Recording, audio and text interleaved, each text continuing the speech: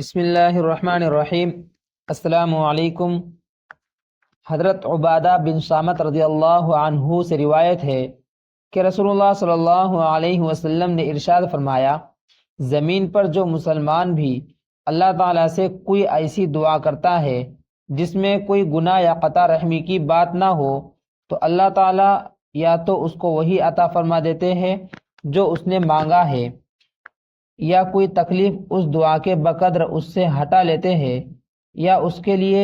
اس دعا کے برابر اجر کا ذخیرہ کر دیتے ہیں۔ ایک شخص نے عرض کیا، جب بات یہ ہے تو ہم بہت زیادہ دعائیں کریں گے۔ رسول اللہ صلی اللہ علیہ وسلم نے ارشاد فرمایا، اللہ تعالیٰ بھی بہت زیادہ دینے والے ہیں۔ حضرت سلمان فارسی رضی اللہ عنہ روایت کرتے ہیں کہ نبی کریم صلی اللہ علیہ وسلم نے ارشاد فرمایا، بلا شبہ اللہ تعالیٰ کی ذات میں بہت زیادہ حیا کی صفت ہے، وہ بغیر مانگے بہت زیادہ دینے والے ہیں۔ جب آدمی اللہ تعالیٰ کے سامنے مانگنے کے لیے ہاتھ اٹھاتا ہے تو انہیں ان ہاتھوں کو خالی اور ناکام واپس کرنے سے حیا آتی ہے۔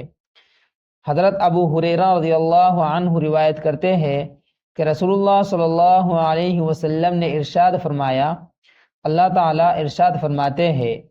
میں اپنے بندے کے ساتھ ویسا ہی معاملہ کرتا ہوں جیسا کہ وہ میرے ساتھ گمان رکھتا ہے،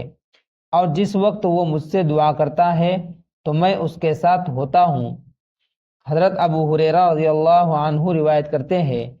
کہ نبی کریم صلی اللہ علیہ وسلم نے ارشاد فرمایا، اللہ تعالیٰ کے نزدیک دعا سے زیادہ بلند مرتبہ کوئی چیز نہیں ہے۔ حضرت ابو ہریرہ رضی اللہ عنہ سے روایت ہے کہ رسول اللہ صلی اللہ علیہ وسلم نے ارشاد فرمایا، جو شخص یہ چاہے کہ اللہ تعالیٰ سختیوں اور بے چینیوں کے وقت اس کی دعا قبول فرمائے،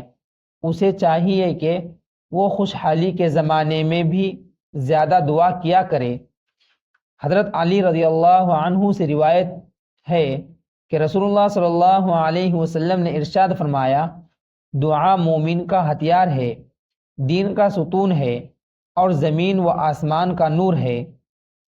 حضرت ابو ہریرہ رضی اللہ عنہ سے روایت ہے کہ نبی کریم صلی اللہ علیہ وسلم نے ارشاد فرمایا، بندہ جب تک گناہ اور قطع رحمی کی دعا نہ کرے اس کی دعا قبول ہوتی رہتی ہے، بشرطے کہ وہ جلد بازی نہ کرے۔ پوچھا گیا، یا رسول اللہ صلی اللہ علیہ وسلم، جلد بازی کا کیا مطلب ہے؟ ارشاد فرمایا، بندہ کہتا ہے، میں نے دعا کی، پھر دعا کی،